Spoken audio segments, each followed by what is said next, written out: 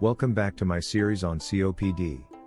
If you haven't already, please click the like and subscribe button. COPD reduces airflow into your lungs, making breathing difficult and labored. It also reduces the oxygen supply your whole body receives.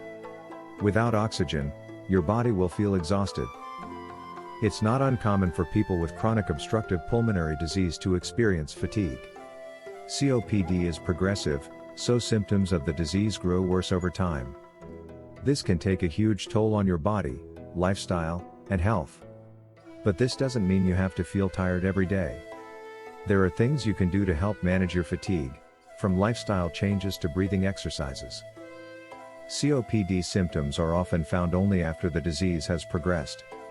Early-stage COPD doesn't cause many noticeable symptoms. Symptoms you might experience in early COPD are often attributed to other conditions, such as getting older, general fatigue, or being out of shape. Symptoms of early COPD include chronic cough, excess mucus in your lungs, fatigue or lack of energy, shortness of breath, tightness in the chest, unintended weight loss, and wheezing. A range of diseases and conditions can affect the health of your lungs. The most common cause of COPD, however, is cigarette smoking. If you smoke or have smoked in the past, you may have significant damage to your lungs. The longer you smoke, the more damage your lungs sustain. Chronic exposure to other lung irritants, including air pollution, chemical fumes, and dust, can also irritate your lungs and cause COPD. The cause of fatigue for those with COPD is the lungs' inability to properly exchange gases, which keeps you from getting the oxygen your body needs and prevents you from effectively expelling harmful CO2. You'll develop low blood oxygen levels, a condition called hypoxemia. When your body is low on oxygen, you feel tired. Fatigue comes more quickly when your lungs cannot properly inhale and exhale air. This sets up an unpleasant cycle. When you're left feeling lethargic because of a lack of oxygen, you're less likely to engage in physical activity. Because you avoid activity, you lose your stamina and grow tired more easily. Eventually, you may find you're unable to perform even basic daily tasks without feeling winded and fatigued. For this reason, you must remain as active as possible. Try to push your limits daily to slow the decline of this debilitating disease. But you must also take care not to push yourself too hard.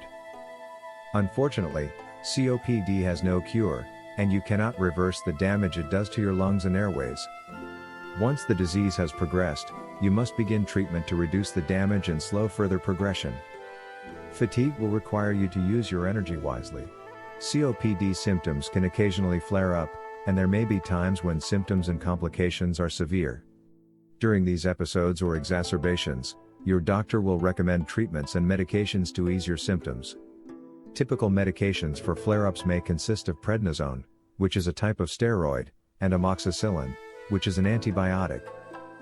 If an exacerbation occurs and you cannot reach your doctor and do not have a round of rescue meds on hand, please go to the emergency department of the closest hospital.